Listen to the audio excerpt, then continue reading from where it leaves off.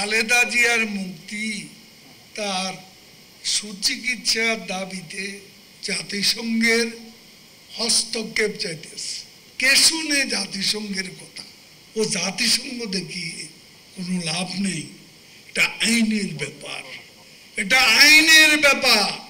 নরেন্দ্র মোদী ক্ষমতায় আসলেন, সকালবেলা আমরা কেউই ঘুম থেকে উঠি, তখনই সেদিন ছিল ভারতীয় হাইকমিশন বন্ধ, অফিস বন্ধ। দরজার সামনে ফুল আর মিষ্টি নিয়ে কোন দল হাজির হয়েছিল? নত জানু কারা হয়, মেরুদণ্ডহীনটা নত জানু হয়। এখন বিএনপির কাজই হচ্ছে অন্যদের ইস্যুর উপর ভর করা। নরেন্দ্র মোদী ক্ষমতায় আসলেন, সকালবেলা আমরা কেউই ঘুম থেকে উঠি, তখনই সেদিন ছিল ভারতীয় হাইকমিশন বন্ধ, অফিস বন্ধ। দরজার সামনে ফুল আর মিষ্টি নিয়ে কোন দল হাজির হয়েছিল মনে নেই? নত জানু কারা হয়, মেরুদণ্ডহীনটা নত জানু হয়। বঙ্গবন্ধুর দল আওয়ামী লীগ, বঙ্গবন্ধুর কন্যা শেখ হাসিনা কোনদিনও নত জানু হবেন। খালেদা জিয়ার মুক্তি, খালেদা জিয়ার মুক্তি তার সুচিকিৎসার দাবিতে জাতিসংঘের হস্তক্ষেপ চাইতেছে। নিজেরা পারে নাই লিগ্যাল ব্যাটেলে, নিজেরা পারে নাই রাস্তা একটা আন্দোলন করতে। তার চিকিৎসা নিয়ে, অসুস্থতা নিয়ে তারা রাজনীতি করেছে, আন্দোলন করতে পারেনি। এখনো ইস্যু খুঁজে বেড়াচ্ছে, খালেদা জিয়াকে ঢাল হিসাবে ব্যবহার করে। তার নিজেদের কোনো কিছু নেই, অস্তিত্ব নেই, নির্বাচনে যায়নি, আন্দোলনে ব্যর্থ। এখন বিএনপির কাজই হচ্ছে অন্যদের ইস্যুর উপর ভর করা।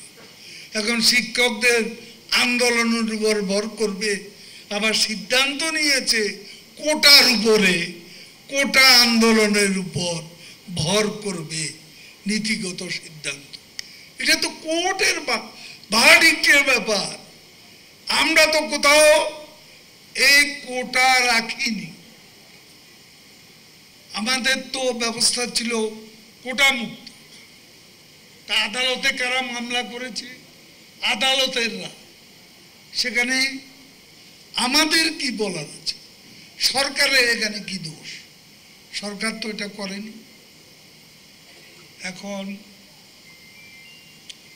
জাতিসংঘের হস্তক্ষেপ কামনা করছেন। কে শুনে জাতিসংঘের কথা?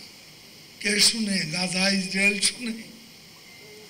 গণহত্যার বিরুদ্ধে এত প্রস্তাব, জাতিসংঘের এত সিজফায়ারের প্রস্তাব ইসরায়েল কি মেনেছে? নেতানিয়াহু কি শুনেছে কোনোদিন? গুতেরেস কি বললেন? দেশে দেশে যুদ্ধ।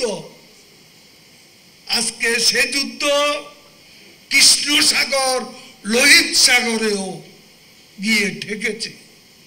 জাতিসংঘের কথা, যুদ্ধ কি বন্ধ? জাতিসংঘের কথা, ইউক্রেনে রক্তপাত কি বন্ধ হয়েছে? যুদ্ধ কি বন্ধ হয়েছে?